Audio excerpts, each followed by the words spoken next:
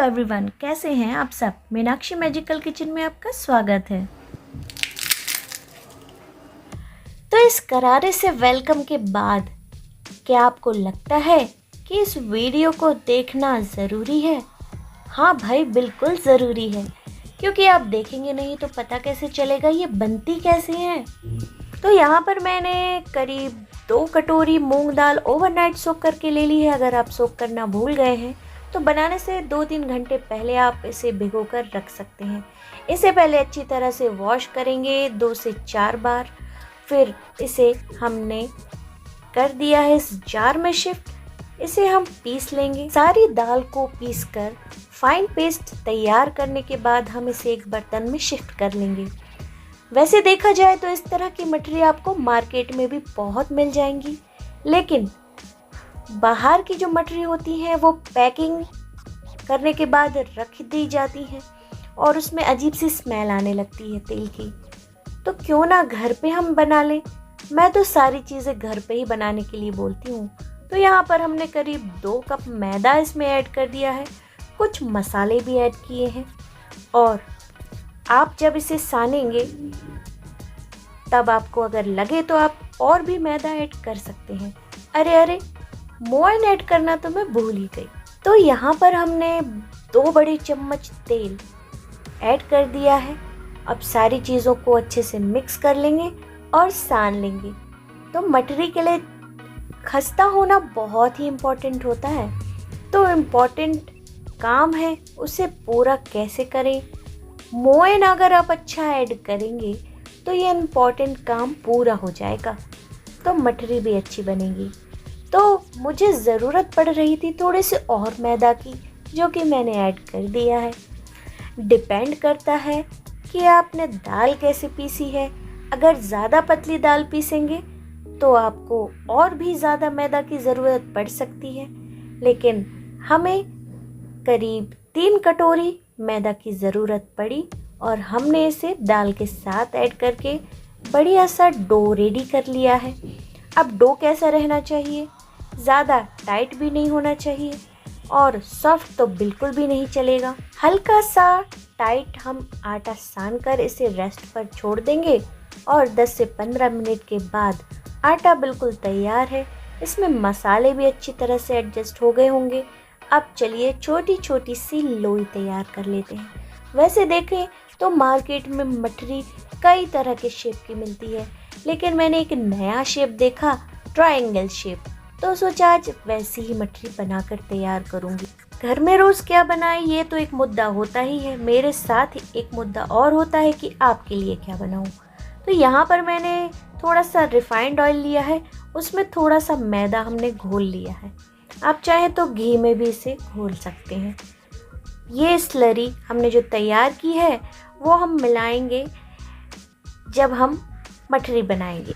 आप लोगों से तो मैं इतनी रिक्वेस्ट करती हूँ कि कुछ आप सजेस्ट कीजिए कमेंट करके, लेकिन आप लोग कुछ ज़्यादा ही बिजी हैं, कुछ बताते ही नहीं हैं।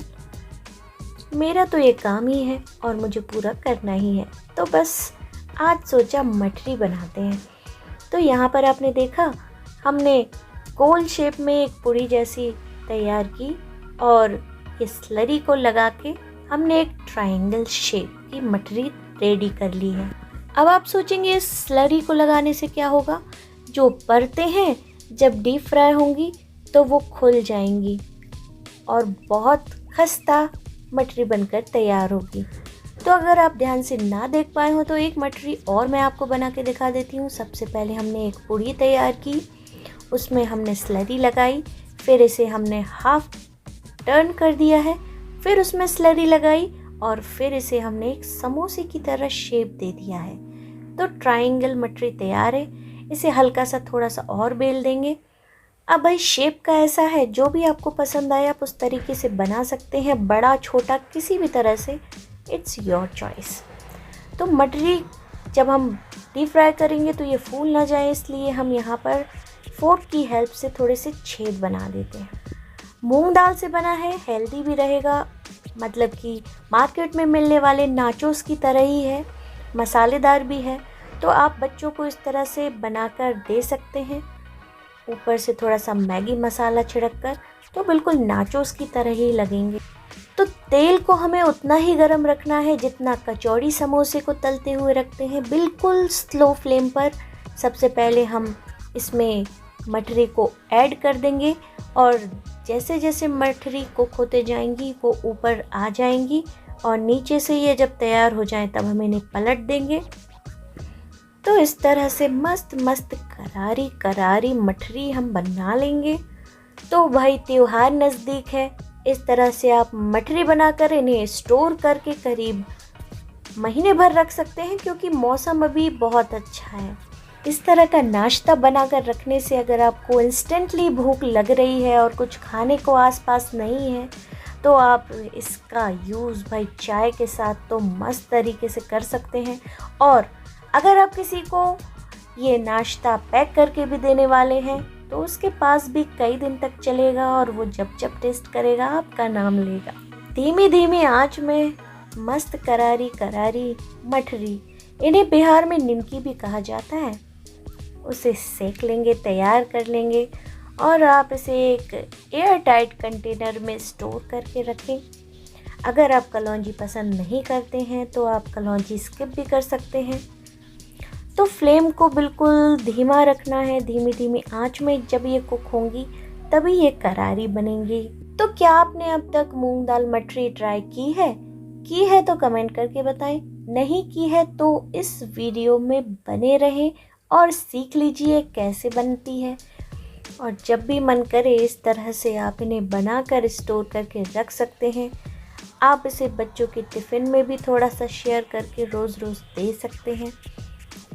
चाय के साथ आपको कुछ बनाना है जो आपको मज़ेदार भी लगे और रोज़ रोज़ गरम गरम ना बनाना पड़े तो भी आप इसे बना सकते हैं। तो इस बार त्योहार पर आप इस सूखे नाश्ते को ज़रूर ट्राई कीजिए, ये मेरा सजेशन है। तो त्योहारों में मेहमान भी आएंगे जाएंगे, तो मुझे लगता है इस तरह का सूखा नाश्ता घर में होना बहुत ही इम्पोर्टेंट है। अपने हाथों से अगर कुछ बनाकर खिलाएंगे तो फिर सामने वाला तो वाह वाह ही करेगा ही ना। तो कैसी लगी आज की वीडियो कमेंट करके ज़रूर बताएं। चैनल पर नए हैं तो चैनल को सब्सक्राइब कर लो यार प्लीज़। सब्सक्रिप्शन तो बिल्कुल फ्री है, नोटिफिकेशन को ऑन कर लो जिससे आगे के आने वाले वीडियो सबसे पहले आपको मिलें। तो आप इनके आवाज़ सुनिए। तो मैं ऐवे नहीं कह रही हूँ कि ये करारी बनी हुई है, आप आवाज़ सुनिए तो बनी है ना मस्त। आप चाहें तो इस वीडियो को अपने फ्रेंड्स और रिलेटिव्स के साथ शेयर कर सकते हैं। मिलते हैं नेक्स्ट वीडियो में।